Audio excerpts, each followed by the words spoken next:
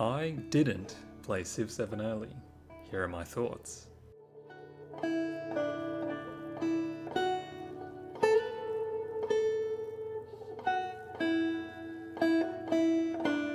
Firaxis sadly did not fly me out to Baltimore to hang out with a bunch of Civ content creators and play Civ 7. Naturally, this puts me in a unique position to distribute my thoughts on the game, as I've got no real clue what's going on, other than occasionally checking in to see if there's been any major updates, or news you could say. This certainly isn't an exhaustive list of my thoughts, but I hope you find them interesting all the same.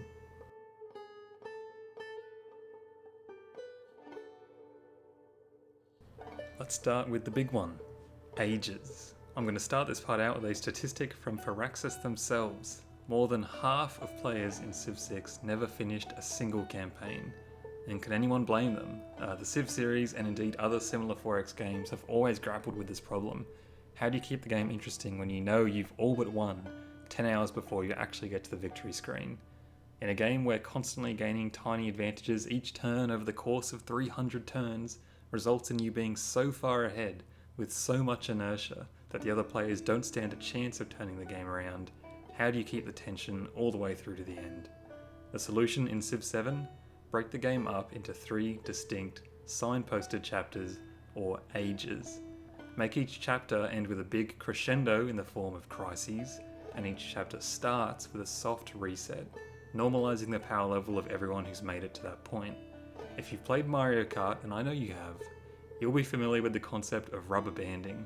In racing games, when the AI starts to fall too far behind, they essentially get artificially sped up, way beyond their normal means. It's like pulling back on a rubber band.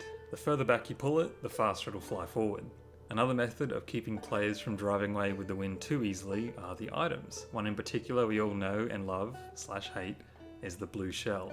A mechanic that is designed explicitly to bring the player coming first back in line with everyone else. Ages in Civ 7 are this game's blue shells. How this is going to feel when we actually get to play in it is going to be key. I've expressed concerns in the past about how this is going to feel, a little bit like Dramatic Ages, the game mode in Civ 6, and let me tell you, I did not like Dramatic Ages. Having half of my empire rebel because of a Dark Age was not fun, and getting hit by a blue shell isn't fun either. In general, I think every time a game kicks you backwards and undoes progress you've made, it feels really bad. From my understanding, we're about 90% sure that when you go into the next stage, some of your cities can be reduced to towns, you'll lose some of your units, your buildings that don't have the ageless tag will decay and will need to be built over. All of this might feel pretty bad depending on how many ways there are to mitigate this. I don't believe we know exactly how this works yet, so we're waiting on more hands-on preview for that. That all started to sound a bit negative, but I am actually really excited for this system. Do note that it's not like everyone just goes back to square one on even footing every age. The player who's doing the best at the end of the age will decidedly still be in the lead in the next, but it should hopefully maintain that tension as new objectives only available in that age open up to you, such as the new distant lands in the exploration age. No matter how far ahead you were in the antiquity age, the distant lands are there for the taking for everyone. Although the player, with say better production, is obviously going to be able to capitalise on this new opportunity better, which I think is really clever design, particularly as it still leaves nuance for say civs that may focus their strategy on dominating the land game early, could still be at a disadvantage versus someone that sacrifices their lead in the antiquity age to set themselves up with strong coastal cities to push across that ocean and really make the most of that new space. Overall, if Firaxis is able to pull this off, I wouldn't be surprised if other games in the genre start to adopt this system. Making the last 10 turns in a game as exciting as the first 10 would be probably one of the greatest accomplishments in the 4X genre.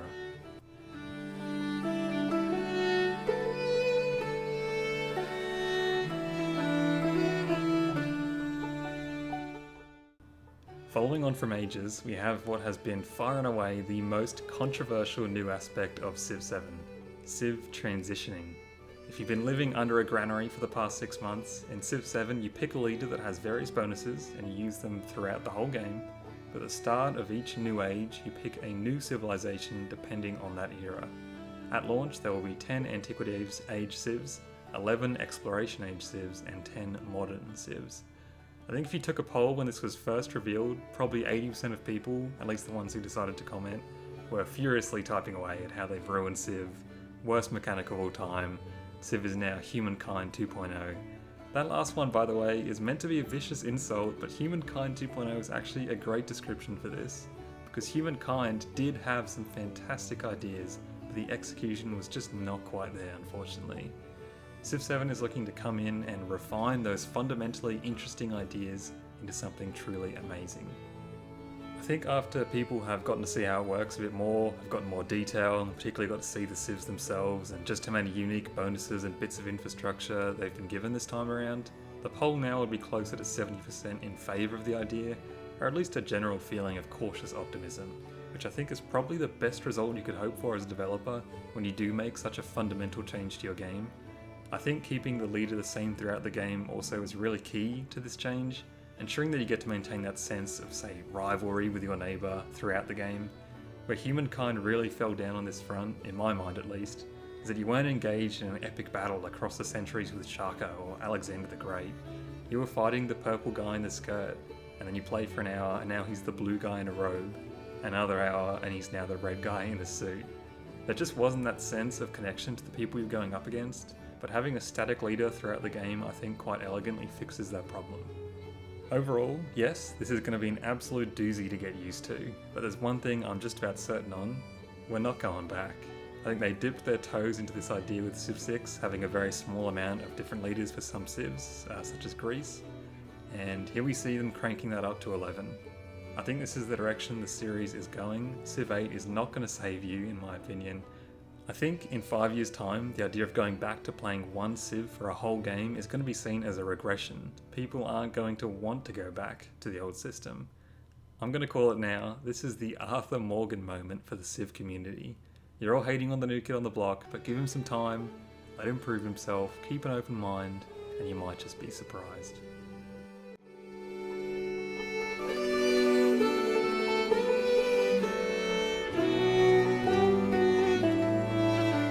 I'm just going to add a side note here as well. I would say, and I think we can all agree this is a pretty safe bet, the balance of all these leaders and civs at launch is going to be absolutely horrendous. And that's fine.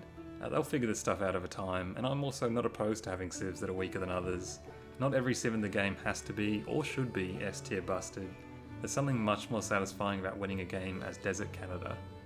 There's no way they can account for all the leader and civ combinations, and I think that's fine.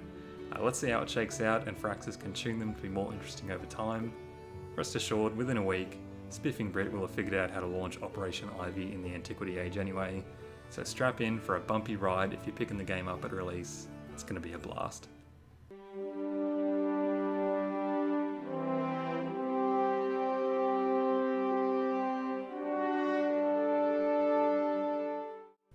On to Commanders. These look fantastic. Reduced Micro is amazing, the abilities look great, we all know this, but I think people are underestimating just how insane of an addition these Commanders are to the game. The reduction in Micro that these Commanders represent is so insane. Not only can you escort up to 6 units inside this guy once he's fully promoted, saving you a significant amount of clicks when you're moving your armies across the map, the new Reinforce mechanic is just completely bonkers. If you didn't know, Reinforce allows you to teleport any unit in your empire to your commander, taking X number of turns depending on the distance it has to travel.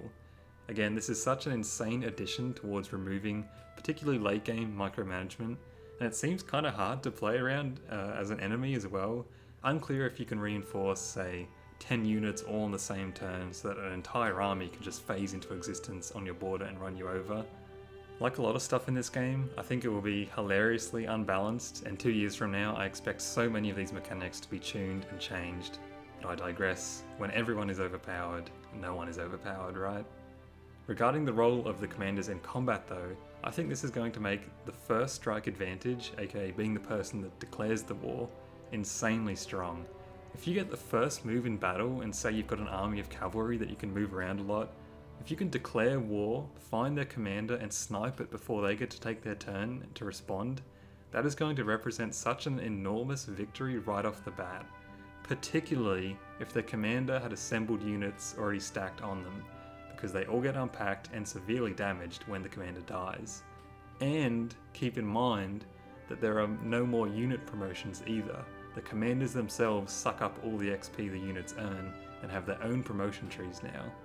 Hopefully you're getting the picture here. Taking out someone's commander at the start of the war is like instantly stripping all of the promotions from their units and dealing damage to them, and if the combat is taking place far away from their big production cities, they now have to manually move those units back to the front line, while you can use your commander to reinforce. It's almost unbelievable how big of a power swing killing a commander will be, particularly in the Antiquity Age when land units and army commanders are all you've got. So yeah, I think civs that can play aggressive early are going to be stronger than ever in Civ 7, even with the age reset mechanic. And don't get me started on the unique civ commanders like the Roman Legatus, which also doubles as a settler unit that can keep founding towns after winning battles. Jesus wept.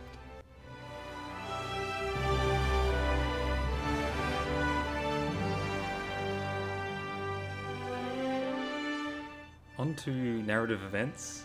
These seem really underdone, or undercooked as the Americans might say. I've said it before, but these are absolutely going to wear thin after one, maybe 2 games. I'm with Potato on this one. I'm a certified hater.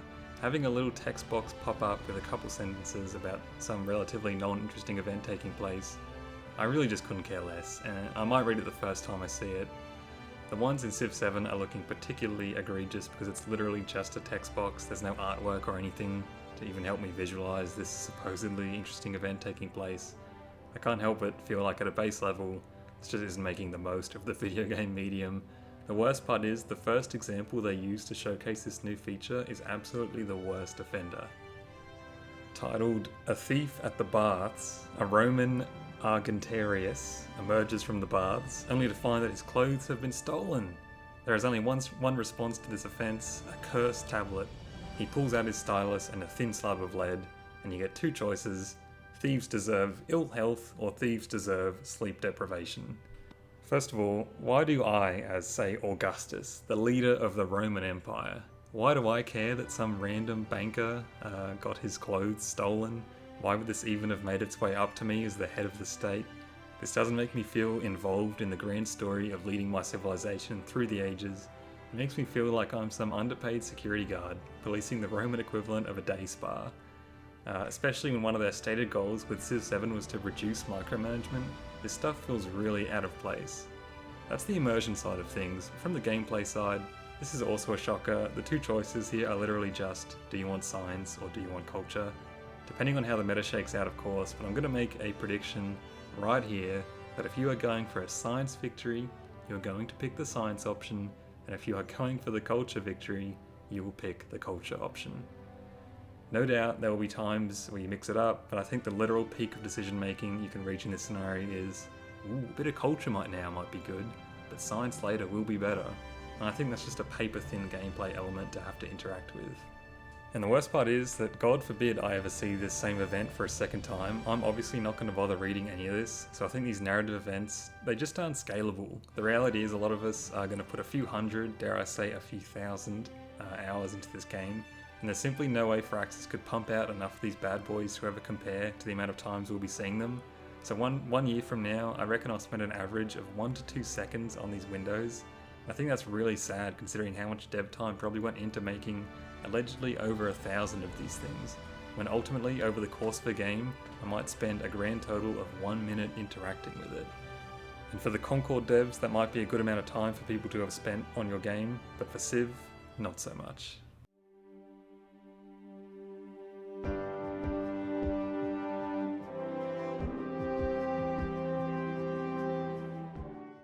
I'll use this final H to touch on a few things that will affect the game going forward, outside of the gameplay loop itself.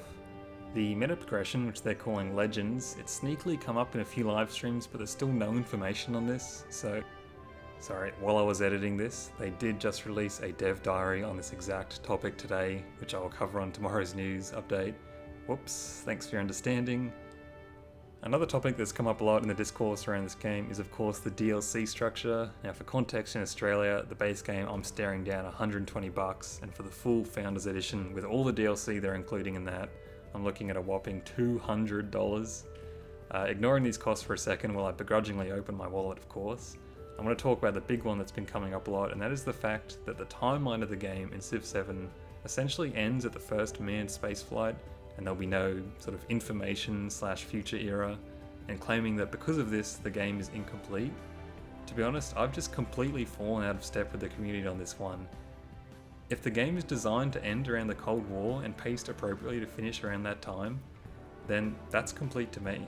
Civ 5 started with the first tech being agriculture, and I don't think that game was incomplete for not letting us start in the ocean as amoeba and having to evolve on the science tree to research legs. That's a silly example, but hopefully you take my point. The chosen time period that the game takes place over is completely arbitrary. It's what they fill it with that matters, and provided the modern age feels just as complete and interesting as the other two eras, I couldn't care less when the tech tree ends in our modern day timeline. As for the question of a fourth age coming as DLC covering sort of present day and beyond, I would be surprised if that was the case. If they're going to do it, I wouldn't expect them to have a new set of civs for that age though, as the modern age has already got that covered really, unless they went down the Beyond Earth path of having some weird futuristic conglomerate countries, which I don't think they will. I think we're going to have 3 or maybe 3.5 ages for the foreseeable future. The overhead of having 4 full ages and then having to essentially create 4 new civs to add 1 new path to play through would be enormous. I already think it's an enormous amount of work to create civs for 3 ages, but I digress. My only wish for DLC that does take us beyond this initial timeline, speaking of Beyond Earth, is to add the satellite layer. Please Firaxis, I'm begging you, what a fantastic idea. Bring it back immediately. The other things to touch on are the graphics. It's been said to death, and I'll keep saying it too. The game looks stunning, the world is incredible, everything about the graphics in the overworld are just phenomenal. The leaders are a little more hit and miss. There are some real misses in here from what we've seen so far. I think Himiko is going to be the real redemption arc story because her model looked absolutely atrocious in that Switch trailer reveal, but keep in mind they are trying to make this game run on the Switch. And the phone you're probably watching this on right now is likely more powerful than the Switch these days, so in the next few weeks, Himiko will be revealed properly, and if her model looks good, I have a lot of confidence that they've touched up some of the other questionable ones at launch. Otherwise, the variation in quality among them will be very jarring. And with that, I hope you've enjoyed the video. Thanks for making it to the end. If you weren't aware, many other Civ content creators, myself not included, received preview copies of the game to play, and the embargo on this is set to lift very soon, so we'll be getting a lot more information about the game flooding in very shortly. It's hard to imagine though, for us plebs, we are just a few weeks away from the full release of Civilization 7. I'll see you all tomorrow, but until then, thanks for watching.